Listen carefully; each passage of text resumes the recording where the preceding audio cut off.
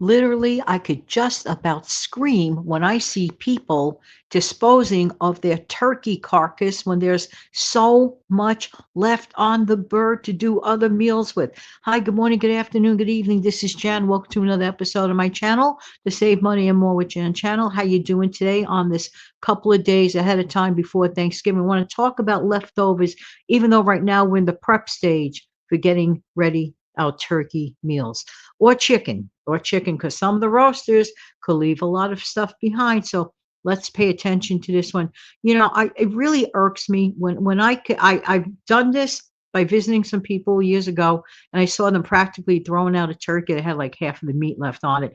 Till I convinced them, "Are you sure about this?" They were like, "No, they were done." I said, "Well," I said, "I'd be happy to take it off your hands." And they were like, "Yeah, go ahead." That's what I did. I got many, many meals from that bird. I'm like, why do people waste food? I don't like it. I think it's awful. But anyway, 'tis the season, right? So sometimes people just don't realize that they could utilize their turkey leftovers or chicken in so many ways. I have a recipe for you. It's something that I like. And I used to order in diners when I used to frequent them one more at a time longer than I would right now, put it that way, because the Jersey diners back in the day, they were just so great. They really, really were. Anyway, just to mention to you, there was a recipe that I loved. It's probably from I don't know the origin as far as the time frame. Turkey croquettes. Hello, and you could do the same with chicken. So if you have leftover turkey, which is very, very possible in a couple of days, right? Use your food processor and you want to make turkey croquettes. Well, what's a croquette, Jan? It sounds like such an old fashioned word. It kind of sort of is.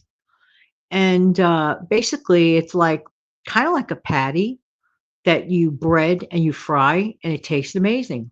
So, what you're going to do basically, you're eyeballing this because it depends on what you have, how much you have left over. So, take what you need. Let's say you want to make four of those croquettes. I'm just using that as a roundabout number.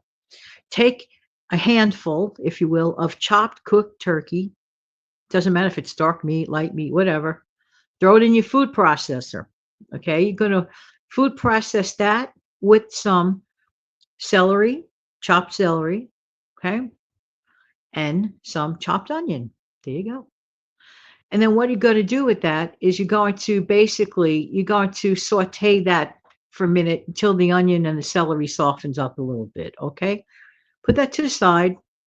And then what you're going to do, let it cool a minute, is add a couple of eggs. Just eyeball it. If you need one egg, you need one egg. If you need more than that, you're going to add some mashed potatoes to that. Inevitably, there's mashed potatoes, okay, left over, inevitably.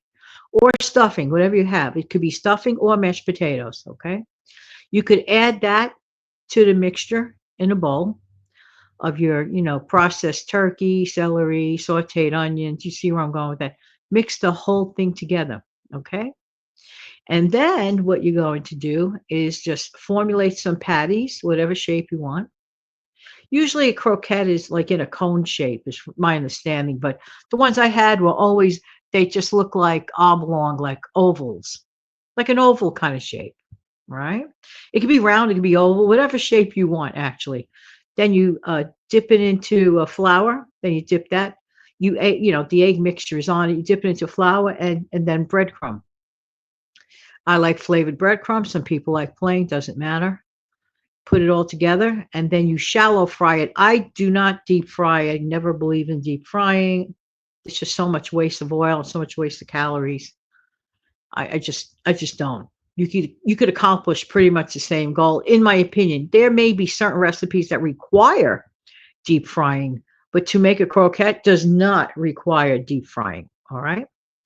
And then you just brown it, crisp it up, and that's pretty much it.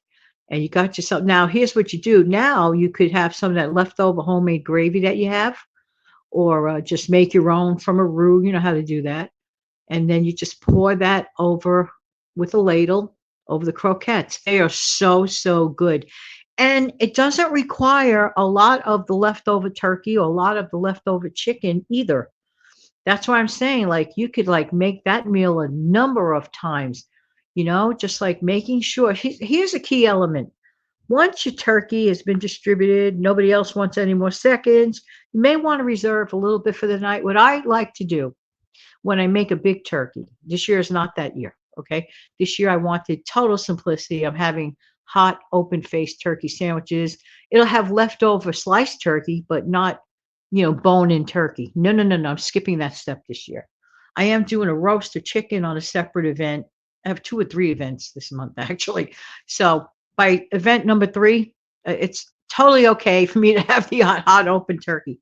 But making a long story short, okay, what I like to do whenever I do roast a turkey is I will wait till the next day to clean it off. First of all, I'm probably too tired from the Thanksgiving, right?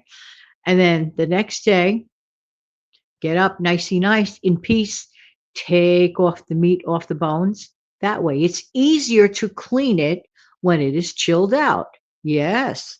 In my opinion, it is way easier to get even this. And by the way, you could get like your good food savers or your baggies and put them in a bigger storage bag. You see where I'm going with it? And don't look down at the minor so called scraps, okay? As much meat as you can, take it off the chicken, the roaster, or the turkey, okay, as you can. And don't think you're done with it. Because a good rule of thumb, let's say you're doing some prep work, for example, and let's say that you're peeling potatoes or peeling carrots or celery, like the tops of things, you can definitely make a wonderful broth with that stuff, okay? With the leftover carcass, everything else that you saved, from peelings and stuff, throw that in your slow cooker and just let that roll for a few hours. You got yourself some wonderful turkey broth, okay? Then you strain it and then you get rid of the remainder, okay? Now, then eventually you could always make turkey soup, okay? Of which, let's say you have your strained broth that you could save, you could freeze, you could add whatever amounts of water you need to stretch your soup. It would be amazing. And then you see this one big turkey can, regenerate so many meals. That's why it's like unthinkable, like, oh my word, like how people like dismiss all the possibilities, and it's, it's a waste of money in my honest opinion. You could do turkey over rice. Of course, you could do your traditional sandwiches. I always say there's 2 Thanksgivings on Thanksgiving Day.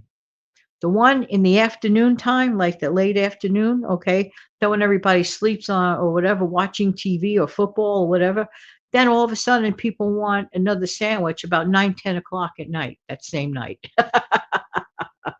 2 Thanksgivings, but I don't know. Many, many people do that.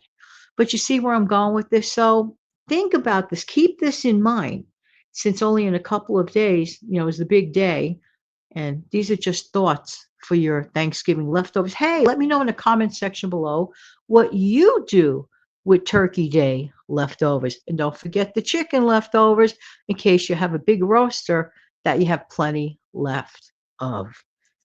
Take good care. Thank you so much for being here. I appreciate your time. Don't forget to click like, share, and subscribe.